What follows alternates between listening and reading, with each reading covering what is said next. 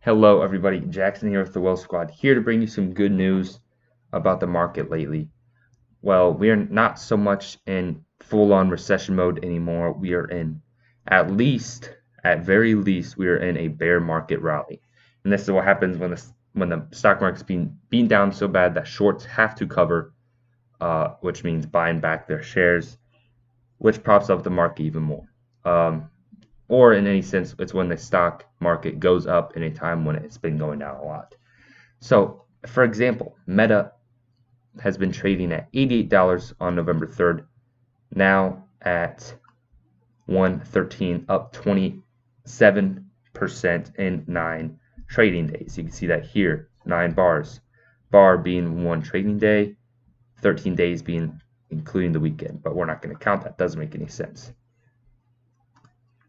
Square, on the other hand, less, not as big as Meta, has seen a 9-day increase of 35.6%. Amazon, all these stocks, it seems they bottom out on November 3rd, right? This is when, right here, on Thursday. Facebook, Amazon not included, I guess. So you can see that here, up 12% 5 days. Qualcomm, November 3rd. This is after their earnings report. Up. So it's a red candle. The close is down here. So up 16% 9 days. Home Depot has been doing actually pretty good since September, so we're not going to even include that. But we're looking at other stocks like Nike.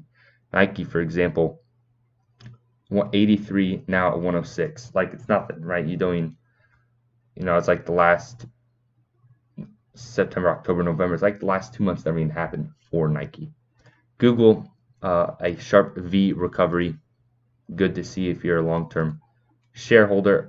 We're seeing an 18% increase in 9 days. Bottom, November 3rd.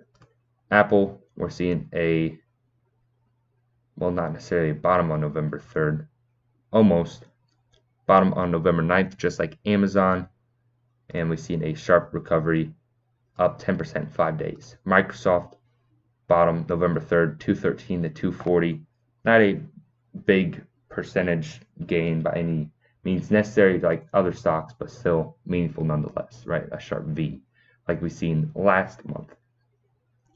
So these types of recoveries are not too often when it comes to absolutely destroying the stock market, but the SP 500 has been up and at it for the last month, right? So it's been longer than just since November 3rd. It's been the entire month that the SP 500 has been higher and been making higher highs. Up 13% the last 24 days, from October 13th to now, Wednesday, November 16th. So we're seeing a very nice increase across the board, which, we've seen in the past. We have seen in the past from June to August, the market jumped from 373 to 424. So it's jumped about $50. And we can actually go from the very bottom to the very top, up 17%, $64, 17% for the SP 500 right now, from very low to very high. Actually, no, because I'm just going to do what we're currently at, up 13.5%, $46. So we still got some room to go, about 3% in order to beat last cycle's high and essentially the bear market recovery. Although it didn't really come into full fruition, right? Bear market recovery be fully up until we surpass old all-time highs. That doesn't look like it's going to happen this year, right? It's November, halfway through November. It's not going to happen this year. No way. But we are looking into a better 2023. We have seen the worst stock market in a very long time, especially if we go back down to new lows. 350 from 480 in the SP 500 index is almost unheard of. So all of these stocks, they've seen a sharp recovery within the last couple of weeks. AMD 56 to 73. Starbucks has been on a tear since May, so I'm not going to even include that. 3M October was 109, now 128. Visa 175, now 210. All states, I'm not entirely sure why I included this one. Broadcom's a huge one, 418 to 500. So it's up a full $100 from 400 to 500. So up around 20-25%, right? And you love to see that, especially in this huge tech semiconductor stock that Broadcom is. Pay a nice healthy dividend too, actually, $4 a quarter, because of course the stock is $500.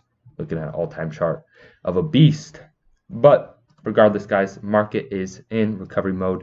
Hopefully you are at least selling your questionable positions, right? If you're making money on questionable positions, you're not too sure why you're holding the stock, then that's probably the best thing that you could do, right? You want to sell the stuff that you're not too certain in, at least the stuff you haven't done too much research in, and hold the stuff you're most confident in. But don't sell your losers or don't sell your winners and buy your losers, right? That's a bad mentality to have. What Buffett said, it's like, it's like cutting your flowers and watering your weeds. When you cut your winners and buy your losers. So kind of do the opposite. If stocks underperforming consistently, like something like Intel, or if I could have some other stocks in here, but Starbucks, for example. If you have had Starbucks in your portfolio and it's just been killing it lately, don't sell it to buy stocks that have been not killing it lately. That's kind of the opposite of what you want to do. You want to hold on to this, not necessarily buy it more, but definitely don't sell any that you have to, right? That's the mentality you should have in times like this, when the market's like this. So with that being said, I hope you're being smart. I hope you're not losing too much money. Hopefully you're making some money in the last couple of weeks. I know I am, so hopefully you are as well. That's the video, guys. Thank you for watching. Until next time.